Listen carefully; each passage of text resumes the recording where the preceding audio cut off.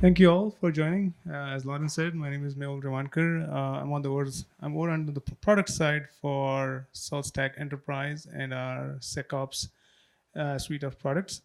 So today I'll be talking about foundational security controls with CIS and how you can implement them with our SecOps suite of products.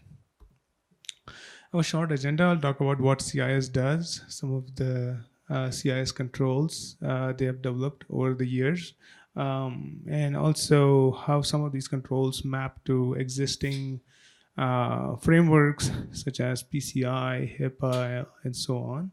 And then I'll dive into the demo for the product.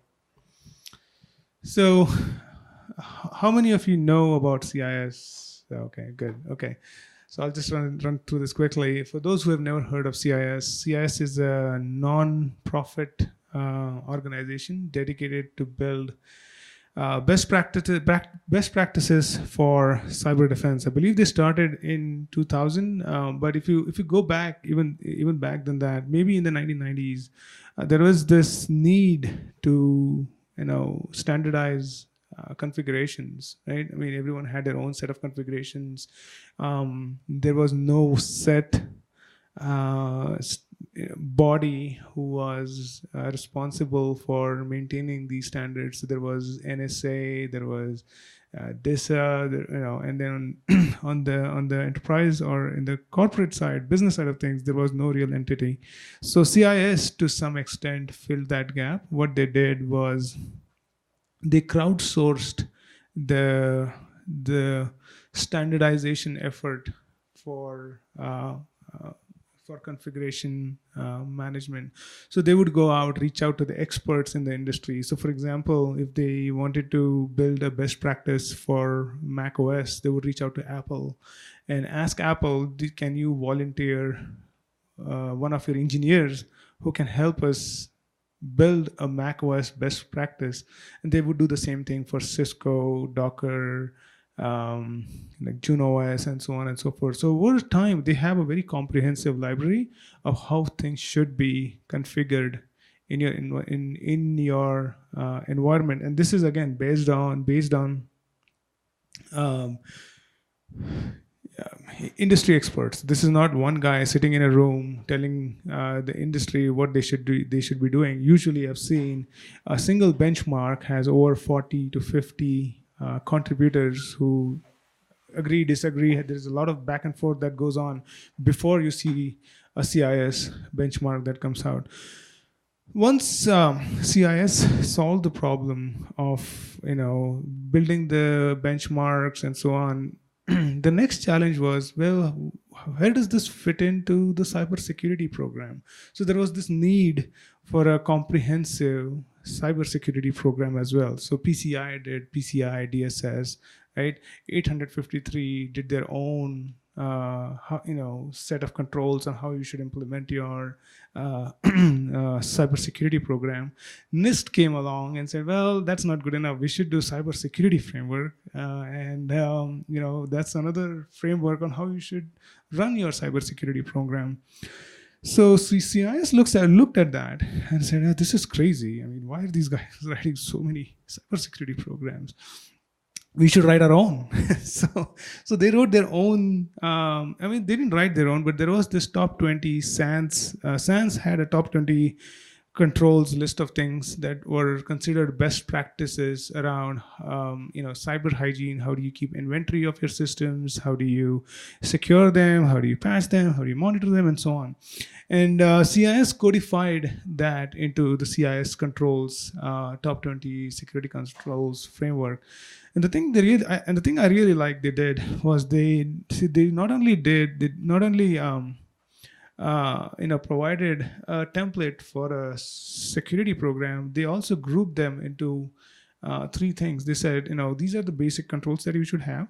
These are some foundational controls, and then there are some organizational controls. And once they put that in place, the next thing they did is they said, the controls that we wrote are essentially derived from all these other standards that are running across this world. So 853, PCI, Cybersecurity framework, and so on. And I'll get into that when we get into the demo of the product. And this is what it looks like at a high level. So you have around 20 controls that CIS recommends to have a really comprehensive cybersecurity program. And you'll notice the basic controls that they talk about is inventory of your assets, right? And this is something that I found super funny when I talk to our customers. I get on a call, ask them, how do you know how many assets you have? And I get laughter on the other, and I'm usually on the phone, and people laugh, and they're like, "Why are you laughing?" Well, because no one knows. We probably have Splunk logs, we have Elasticsearch, and nobody has a good idea of this. So even though this is as simple as having an inventory of your assets, is not that easy. Inventory of your software assets, and so on. But I'm not going to talk about all these 20 controls. The controls on the organizational side are pretty much irrelevant to our SecOps suite of products. Make sure you have training, make sure you train all your people, make sure your doors are locked, and so on. So I'm not going to get into those. But I'm going to talk about a subset of these controls and demonstrate how all of this fits into the SecOps suite of products. So I'll talk about the CIS Control 1, Control 3, which is talking about vulnerability management, secure configurations, and then secure configurations for network devices. So this is how all of this comes together eventually. So CIS, as I said, they author the benchmarks through crowdsourcing the work from the industry experts. Once the benchmarks are in place, they map these benchmarks to CIS controls. So, for example, if there is a setting if there is a setting which maps to least privileges, they'll map that setting to the CIS control, which talks about CIS controls 1 through 20. And then finally, they map it to all these different standards such as PCI, HIPAA, ISO 27001, 853, and so on. So how does SaltStack and CIS work? Like what do you guys do together? So we are a CIS certified product. So everything that we do in our SecOps suite for the compliance module is certified by CIS. So it's a very rigorous process. So every time we build, CIS publishes these benchmarks, and we build the content against these benchmarks to assess for compliance, right? And once we assess them, we submit these assessments for certifications. And when we are certified, we are listed on CIS website as an authorized vendor to go ahead and scan these systems. So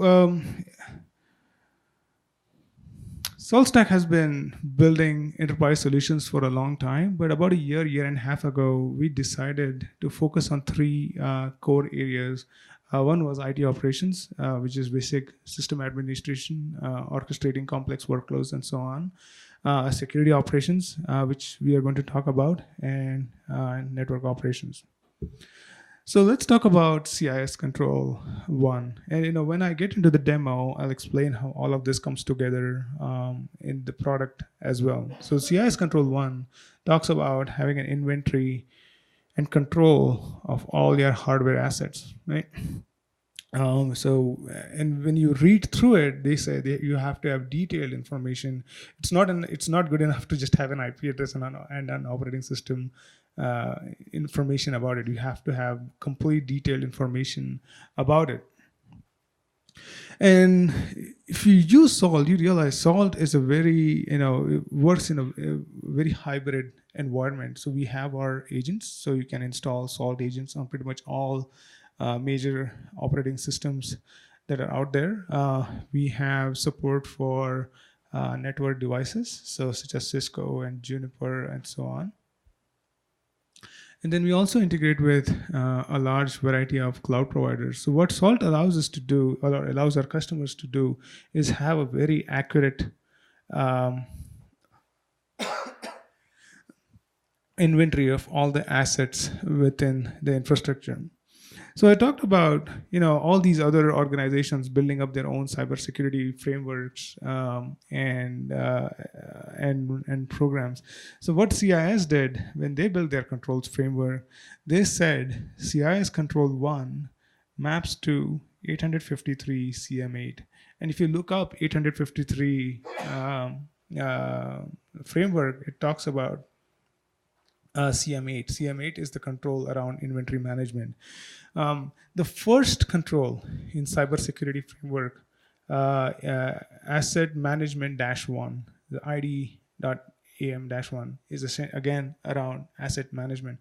So this is something that is coming up over and over again, right? So just because you have if you have a really good handle on your hardware assets, it also implies that you also, as a byproduct, are in compliance with all these other standards that are out there.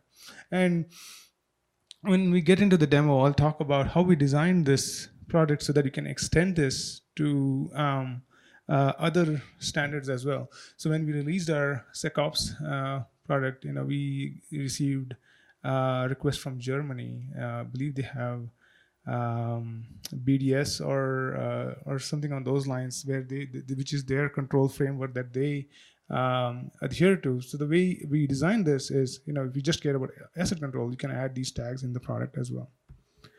Next up is vulnerability management. A basic cyber hygiene. Make sure you scan your systems. Make sure there are no vulnerabilities, and if there are vulnerabilities, patch them so that they do not pose a risk to your infrastructure. And they specifically call out doing authenticated vulnerability scans. So there's a big difference between authenticated vulnerability scans and unauthenticated vulnerability scans. The unauthenticated vulnerability scans are less reliable and could result in many false positives. But when you do an authenticated scan, the information is more accurate, because you're typically relying on root privileges to get the list of software inventory, and then you're comparing that with the what's vulnerable and not. And again, you'll see the same pattern in all these other cybersecurity frameworks that come up. For example, 853 risk assessment -5 talks about having a vulnerability management product or a program in place. NIST cybersecurity framework risk assessment -1, RA-1, again talks about vulnerability management, so and so on. So, and I know I'm being a bit repetitive, but the point I want to convey is just by following these cyber hygiene fundamentals around the things that CIS has invested their time and come up with, if you just do this, you will become compliant as a result with all these other standards as well. And this is something where our SecOps suite comes in. So we announced a new product today, SaltStack Protect, which essentially allows you to manage vulnerabilities on your group of systems. So you can scan them for vulnerabilities. You could, and then once you scan them, you can go ahead and remediate them. So I merged CIS Control 5 and 11. They are essentially talking about having secure configurations in place for both your, hardware and software assets. So that's what CIS Control 5 talks about. And then the 11th, CIS Control 11 is specific for network devices. And in these controls, CIS talks about establishing a secure configuration. Make sure you disable all the unnecessary services. Make sure you do not have banner broadcasting your version of the software. Those kind of basic cyber hygiene things that you should be doing, and so on. And then again, it maps back to the controls that exist out there. So with that in mind, we didn't design it for CIS, but we knew all of these things as we were designing our SecOps suite of products. So what we did with SaltStack SecOps is, first thing we did was we allowed our customers to define a policy for, they want to manage a group of assets, they want to apply maybe a configuration, maybe they want to apply a patch, there is something they want to do, that you can come into this product and you can define the policy. And we'll get into it when we get to the demo. You can define the policy either for vulnerabilities or configurations for CIS. Disastigs content is not there yet, but we're also actively looking into adding disastigs content into our product as well. So once you define the policy, you can scan them for vulnerabilities or configuration violations or configuration misconfigurations or compliance violations. So when you scan them, we don't make any changes to your system. It's just a dry run. It's a salt dry run with test is equal to true mode, and we tell you these are all the things that are bad and you should go fix them. And this is where most of the vendors stop.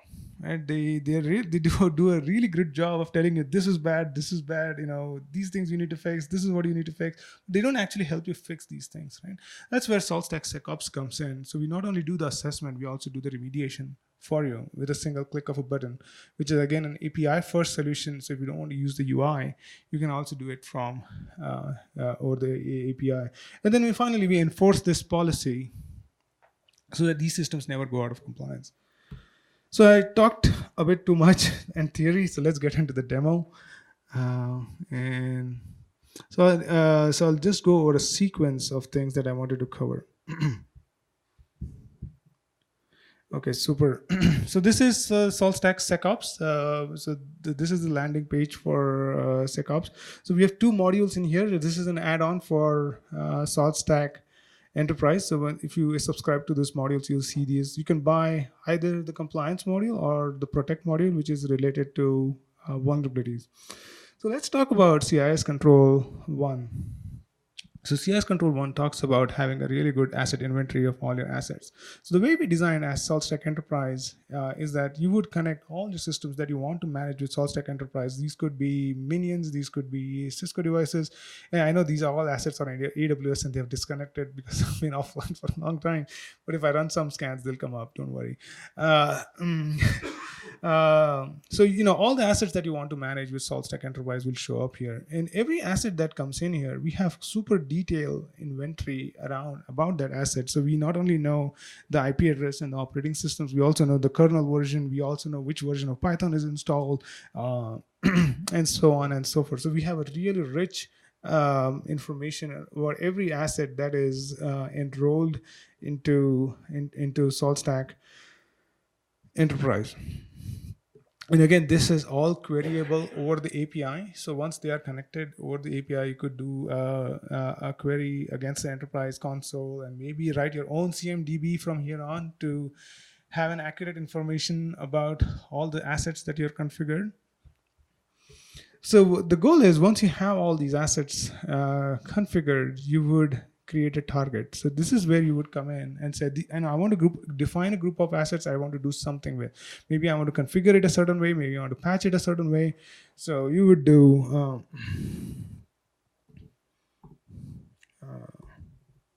CIS demo.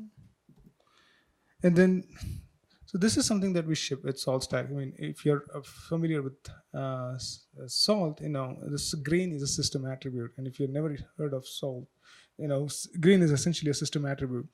And we ship about 105 system attributes by default with Salt. So what that allows you to do is create a very rich target group. Right? So you can target based on kernel version, BIOS version, operating system, and so on.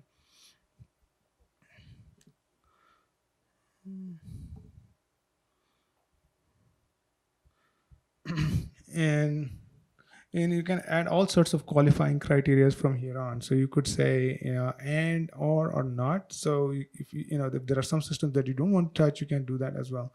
And then you would save these, target groups. I have maybe a small number of systems here, but this is once you have a target group, you would come into the SecOps portfolio of products and then start to work with them.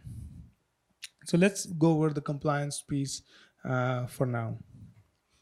So one of the things we did early on is we took a very policy-driven approach to security. So from your perspective as a customer, you would come in and define a policy that you want. So let's say you want. And notice the target groups that we have created are now listed here. And we designed this with strict role-based access controls in mind. So if there are some, only those target groups that you have access to will show up here, right? So we didn't want people to accidentally access random target groups and do random things with them. So the only target groups that you have access to will show up here. I'm logged in as root here, so that's why all the assets are showing up here.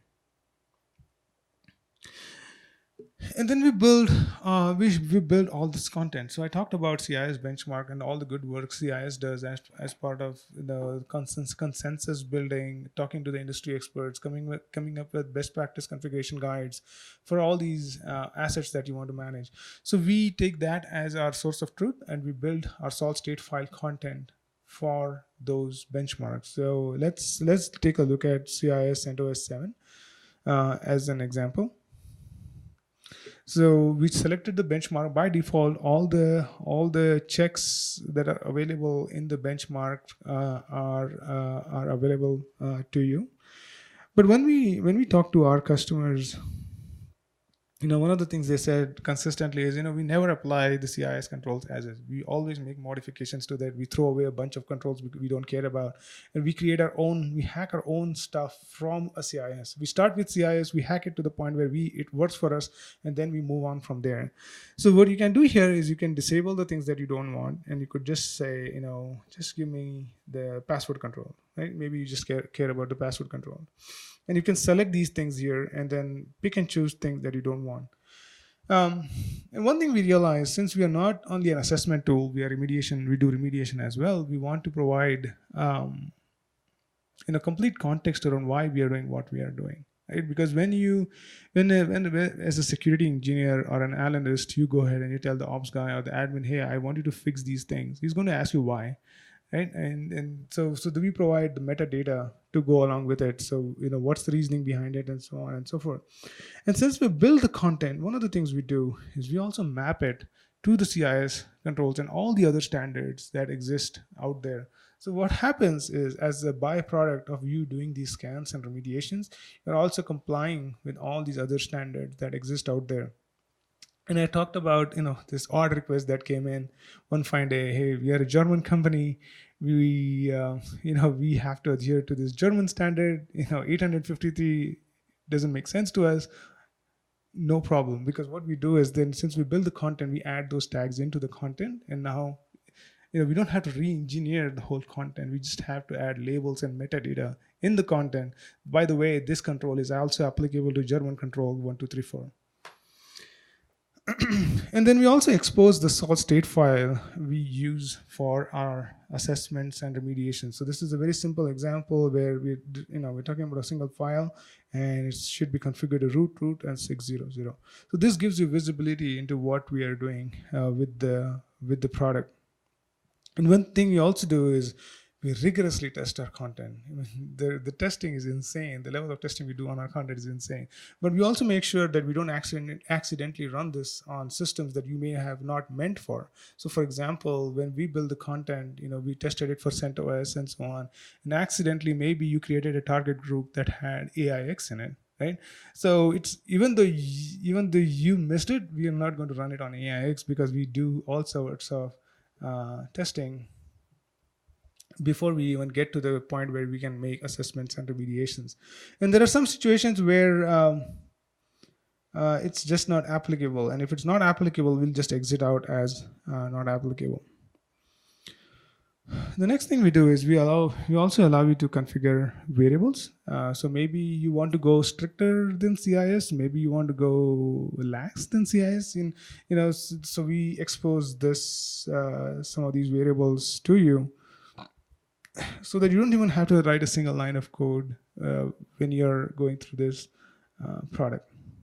Then you would save the policy. So now you have your own custom policy derived from an industry standard such as CIS. And when you save it, everything comes back as unknown because we don't know what the state of that system is because we have never run a scan and so on. I'm not going to run a scan on this system, but so let's just go through one example that I have. Maybe this one. Yeah, so when you run a scan, something like this will come back. It will tell you all the controls that are passing or failing on the target group that you just configured. And you can look at the same data from a minions level view as well. So in this case, this minion has 1 compliant item and 13 non-compliant items. And once you have this level of view, you can start to go ahead and fix things for you. So you could say go ahead and remediate, and it's going to run the remediation. And when we run the remediation, what we essentially end up doing is we run the state.apply for that state file that we described here. So we essentially do a state.apply and bring the system into compliance. One thing we also did with this product is we added the ability to file for exemptions. Some of our customers told us that this is good, but we also need to be non-compliant of certain things because there is a business need. Because maybe you have to have root enabled on some systems because there is some legitimate business need for which you have to have root enabled. So you can file for exemptions in the product. And when you file for exemptions, those are protected from remediation. So even if you try to fix these assets, these controls on those assets, we'll just skip them or ignore them as we run the remediation for you. In everything that we do, there is a complete audit trail of who did what and when. So you can look into the JSON record and investigate this either for your purposes, add this to Splunk, Elasticsearch, or whatever it is that you feel comfortable with, and you can run with it. we want to give you complete transparency in the sense that this is all the things that we did with the product. And it's again, the report itself is available as JSON. So you can download that as well. So this is all centered towards the content that we build, test, and develop, right? But there is also this need where you want to maybe build your own content. There are some things that we don't have support for it today. So you can, with the latest version that was announced today, SaltStack Enterprise 6.1, you could come in here and you could also upload your custom content. And we ship an SDK with the product. You can write your own installed state files and meta files and create a package SaltStack Enterprise will understand, and then run assessments and remediations with them. And typically, it will work the same way once you upload your package. I've already uploaded it, so I don't want to upload it again. You would select the target group, and the benchmarks that you created will show up in the benchmarks page. And we have in the SDK we have some examples of how to manage files, how to manage services and packages, and so on and so forth. So you have ready-made examples ready to go. You can start playing around with them and creating your own content from there. It supports the same workflow. Nothing changes. Once you get familiar with this product, the new content can just come out anytime that you want. So that takes care of both CIS control 5 and 11. So now let's switch back to CIS control 3, which talks about vulnerability management. So this is the new product we announced today. It's SaltStack Protect. This allows you to assess and remediate vulnerabilities at scale with SaltStack. Similar approach on this end too. You would come in here. You would create a policy.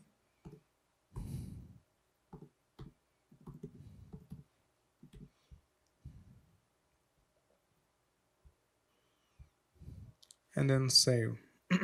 So when you save, you don't have any information on it. When you run an assessment, something like this will come back. So this is an example of a scan that I ran before coming here.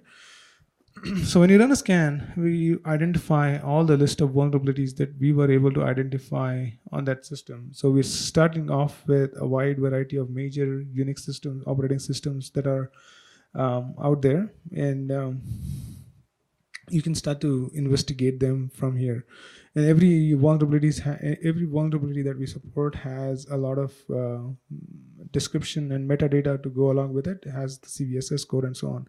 And there's one thing I want to highlight here, as we did, is one of the challenges that that the security industry consistently faces is this overload of vulnerability information, right? So I spent a good part of my career at Tenable, leading the research team at Tenable before I came here at SaltStack. And one of the challenges we had was, we would pump out plugins on, every day, and to the point that we had 100,000 plus vulnerabilities detection in Nessus. But what happens is, once you run a scan across a wide variety of systems, it comes back with 100,000 vulnerabilities as well, because then you have to do something about it. And typically what happens is the vendors say, go figure, fix it. But then you're dealing with 100,000 vulnerabilities. So what we did is, we in the product we have this in use flag. What that does is it helps you differentiate between vulnerabilities in applications that are installed but not exploitable. So let me explain what that means. So for example, you could have an Apache server or Apache installed on one of your servers, but it's not running, right? It might have a really critical vulnerability in it, but it's not running. Okay? Do you really care, given all the things that you have in your plate, that you want to fix it? Because it's not even running. So if you had the time to fix 10 things, would you fix that one or fix something that is installed and running and exploitable, right? So we give you that level of differentiation here. So we just tell you, this is just installed, don't worry about it. I mean, in the sense that you have to worry about it when you have the time. But if you only had the bandwidth to fix 10 things, you would rather focus on things that are in use. So that's something that we added in SaltStack Protect. And we'll continue to invest resources and innovate from here on. We talked about Umbra, our artificial intelligence engine, in one of our sessions earlier. We'll invest time so that we can harness this vulnerability data and provide you with insights around of all the things that you have in your world. These are the things that you need to fix, because maybe they are exploitable in the industry, or maybe you're a bank, and the data that we are seeing is this CVE is exploiting most of the banks. So since you're a bank, of all the things, this is more important to you. And so we want to provide that level of insight to you. And you can also file for exemptions in vulnerabilities as well. So if maybe you don't want to patch kernel updates because they might make your systems unstable, so you can file exemptions here as well. And again, exemptions are protected from remediation. The reporting is identical. So everything that we report on, there's a JSON record. You can slice and dice it any way that you find fit. And then there's a complete audit trail on who did what and when. So one thing I want to highlight here is, we call this product SecOps for a reason. The goal of our, one of our design goals was to allow security and operations to work together. Right? So you can configure the solution. So when we say that we had role-based access controls in mind, we knew, talking to our customers, that they don't mind. I mean, the security team typically runs a scan, and then they don't make any changes to the system. And the admins or the ops team typically are responsible for making changes, right? So you can configure this solution so that the security team has no permissions to remediate things on the system, so that just because they found the vulnerabilities, you don't want them to patch them, right? So you can configure it so that they don't have the permissions to remediate. And on the other side, for the operations side, you can configure it so that they have the ability to remediate but not create or run assessments. I mean, you can always configure it so that they have the permissions to run the scan. But if you don't want it to do it, that's fine as well. And one last thing I want to show, which is something that is coming up in the future releases, is our ability to import data from vendors like Tenable. Right, so now we already have our remediation engine in place where we can remediate things for you. What you can also do now is you can import import data from something like Tenable. So I already ran a scan with Tenable.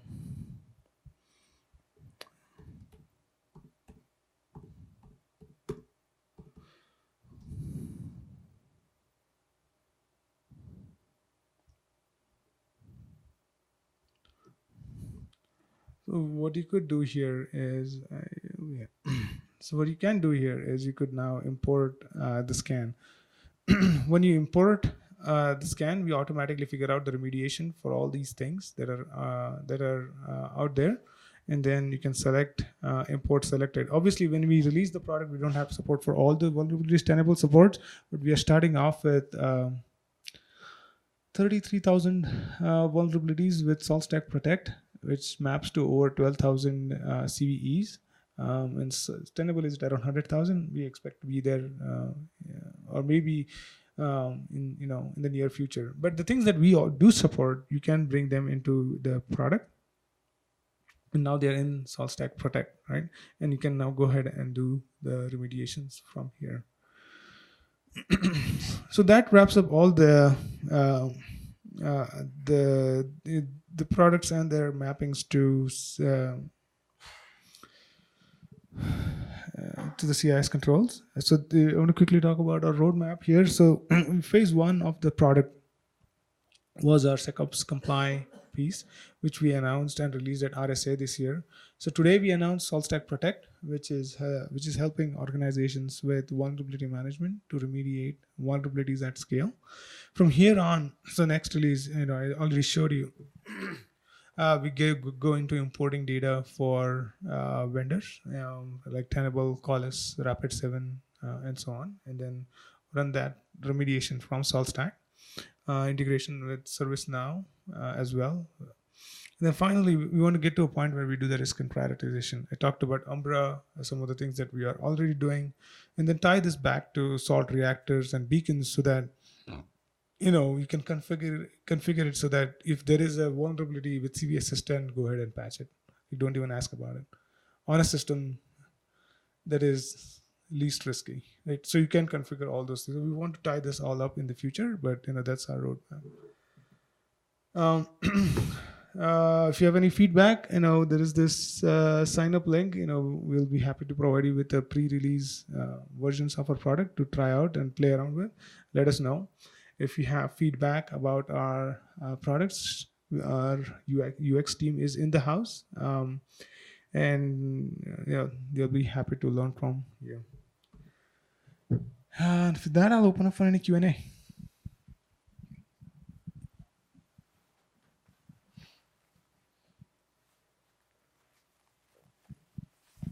How many sources of vulnerabilities, definitions like the MITRE, CVE, Red Hat framework, et cetera, are you using? So we started off with all the major OS vendors, and just the raw numbers on that is around 33,000 vulnerability definitions, and which maps to about 12,000 CVEs. And this number is going to continue to increase as we go in the future. So this is the first release of the product, which came out today, and expect us to have, by the time we get to RSA, more content that you can scan and remediate with SaltStack Protect. Cool. Any other questions? There's one.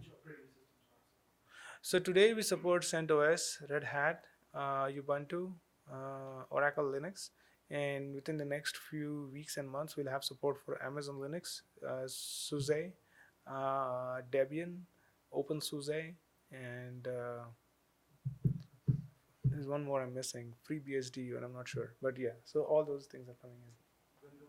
Windows is coming in before RSA next year, which is around February, March time.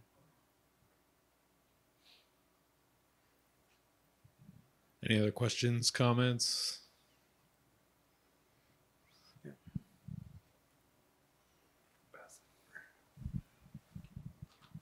Well, maybe one question to the states which are behind this. Basically, there are salt states being executed and checking for exposure to certain CVE, and those are also able to do the fixing. So basically, the state logic applies if a state would have to change something. You basically say system is vulnerable, and if you say, okay, fix this, the state will run and remediate. Apply that state. Not to my question, I understand this is a enterprise feature and has to be, it's sold separately, right? Yes, so SecOps is an add-on to SaltStack Enterprise. The states, they are not by any way open so that we could inspect them and say, that makes sense for us. So they are also available. So good question. So they are available for SaltStack Comply. Okay. But it's a bit complicated to expose the vulnerability remediation logic for the vulnerability. So that's not explicitly exposed. But I'm sure if you really want to dig into that, we can expose that as well. Yeah, but this I would call it source now. The state file, the SLS file itself, it would be able. You showed it in the GUI. Yeah. That it is more or less exposed. I can see what it is doing. Yeah. Okay. You can see that, and then you can copy that, and you can extend it with our custom SDK. You can do, so one really crazy example that I have is, I was talking to a customer, and he said, you know what, we practice security by obscurity. So HTTPD is foobar or something on those lines for us. So we can never use your salt state files. So I said the answer from me was wait till 6.1 comes out, because then you'll have your custom SDK and you can copy or make change, take the content that we built, replace HTTPD with foobar, and you're good to go. Okay, thank you.